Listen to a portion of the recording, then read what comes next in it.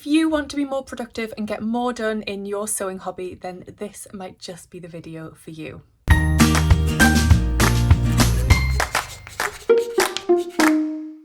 Hi everyone, welcome back to my channel. My name's Tamlyn and this is Sewing on the Tyne, and I'm here today to share with you 5 tips on how you can be more productive in your sewing hobby, how you can get more done. Just a caveat here that I'm not saying that you should be productive and you have to be productive. I know that as busy people, and particularly women here, we feel the need to be productive all the time, and I definitely suffer from that.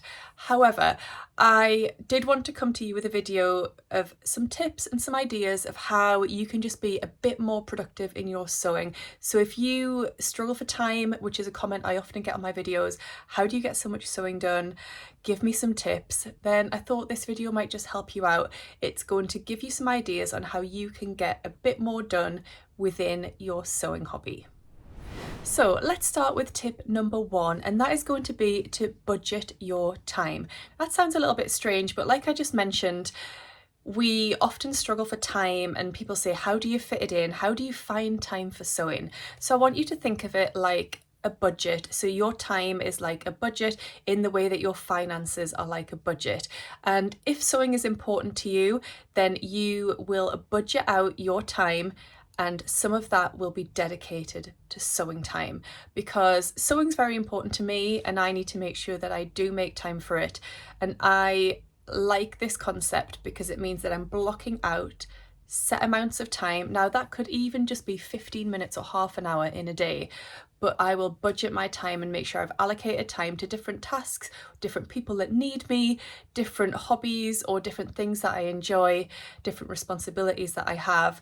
But that sewing and my hobby of sewing is really important, and it needs its own time budget. I think on that note, it's important to involve other people in that as well. So the other people that you live with, or the other people who are involved in your time, I think they need to know how important it is to you, and you need to make it clear to them that you are going to be dedicating that time to your hobby, just in the same way that they should have time to dedicate to theirs.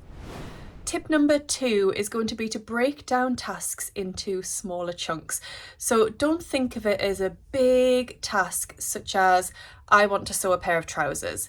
Break it down literally into the smallest amounts of tasks and jot those down. So your first task might even just be to purchase the pattern that you want to use, to then source the fabric, to pre-wash the fabric. All of these are little tasks that breaks it all down and makes it so much more manageable. Rather than thinking of it as the whole, break it down into little steps, and then it becomes so much more achievable. So if you only have 15 minutes in a day, then you can achieve 1 or even 2 of those mini tasks. Sometimes I'll sit on my lunch break at work, for example, or if Taylor is occupied doing something and having a bit of independent playtime or watching something on the TV, then I might just go onto my laptop and order the pattern that I want or send it off to be printed. All of these little tasks that you can do in small snippets of time make the whole task so much more achievable. At this point, I just want to pause and mention the sponsors of today's video, and they are Skillshare. So when I was putting together this video, thinking about improving my productivity as well as providing some tips for you, Skillshare has been a fantastic source of inspiration and information for me. If you don't know, Skillshare is the largest online learning community for creatives, with thousands of classes led by industry experts across film, illustration, design, freelance, productivity, and more. Skillshare can help you take your career, skills, hobbies, passions, or side hustles to the next level. So there are so many class categories on Skillshare that I think you, my audience, would really enjoy and be interested in. So within the crafts and DIY section alone, there are 6 different categories within that: textiles and sewing, upcycling and DIY, paper crafts, and more. And if you're watching this video because you'd love to be more productive too, just like me, then check out the first class on my list. This is one that really drew my attention and I'm really keen to get started with, and it's called Productivity Masterclass: Principles and Tools to Boost Your Productivity, and that's by Ali Abdal. I can't wait to dive in. I can't wait to pick up some tips on how I can be even more productive this year. So if you'd like to benefit from everything that Skillshare has to offer, the first 500 people to use my link in the description will receive a free month's trial of Skillshare. you can get started today. Thank you to Skillshare for sponsoring this video.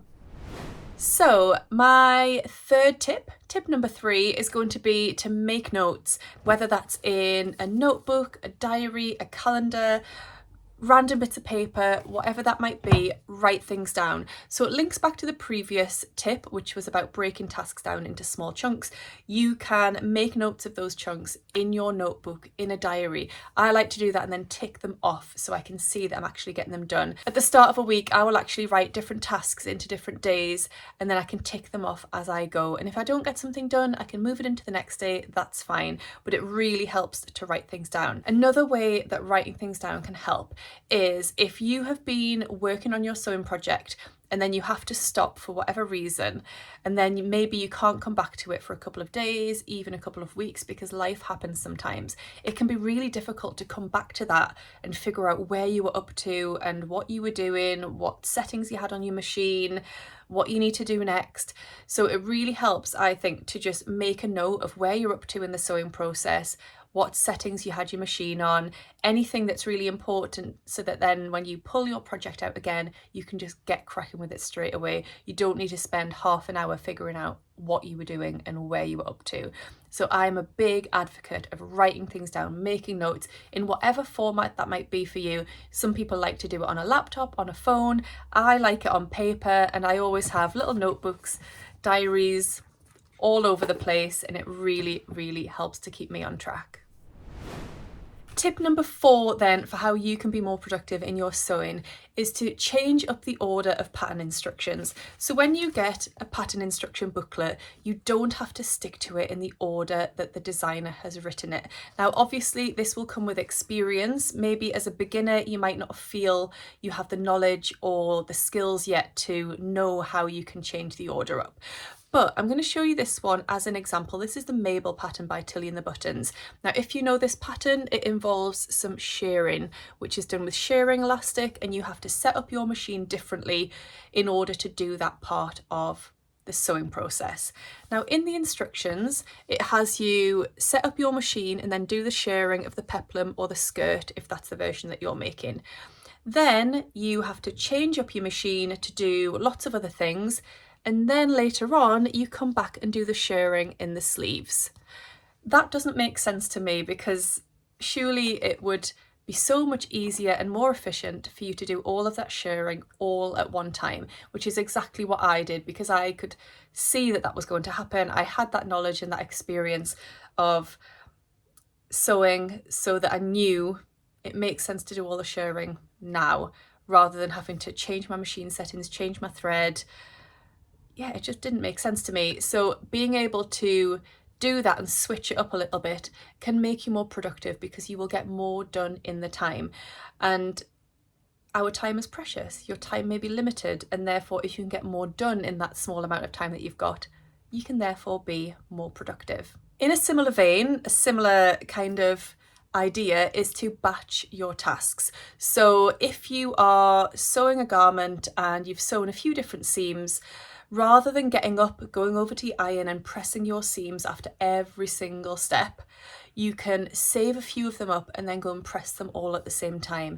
Again, it'll save a small amount of time, but every small amount of time that you can save gives you more sewing time, more time for your sewing practice. And that's what we all want, isn't it?